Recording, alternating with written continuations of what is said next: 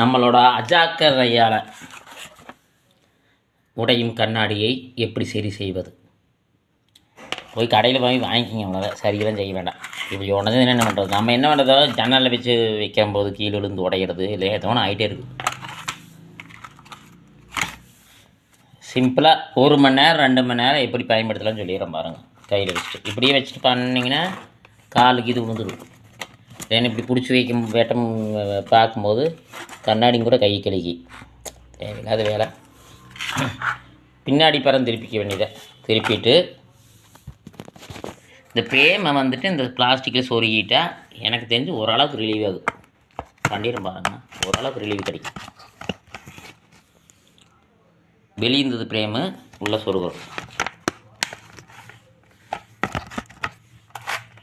உள்ள சொருகும்போது சரிங்களா, உடஞ்சதே இருக்குது. ஒரு மணி நேரம் யூஸ் பண்ணிக்கலாம். அப்புறம் தூக்கி போட்டு வேறு கண்ணாடி போய் வாங்கிக்க வேண்டியது. சரிங்களா, இது வந்து கிடக்குது. இந்த பிரேமும் வெளியே வந்துருக்குது. சரிங்களா, இந்த பிரேம் மேலே பிரேம் மட்டும் கிடையாது, இந்த பிரேம் வெளியே வரும். அப்போ வெளியே வரும்போது என்ன பண்ணணும்னா மறுபடியும் இதையே இந்த வெளியே வந்துக்குதாங்க, இதையும் உள்ளே விடணும். உள்ளே விட்டோம்னா தான் நமக்கு சேஃப்டி. இல்லைன்னா காலில் விழுந்துடும். அவ்வளோ கஷ்டப்பட்டு பண்ணணுமா அப்படின்னா நீங்கள் இந்த கடை பக்கம் இருந்தால் பரவாயில்ல. கடை பக்கம் இல்லைன்னா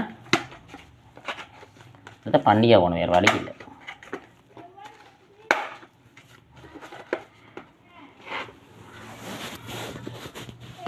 பார்த்தீங்களா, இந்த பிரேம் உள்ள போயிடுச்சு, அந்த பிரேம் உள்ள போயிடுச்சு.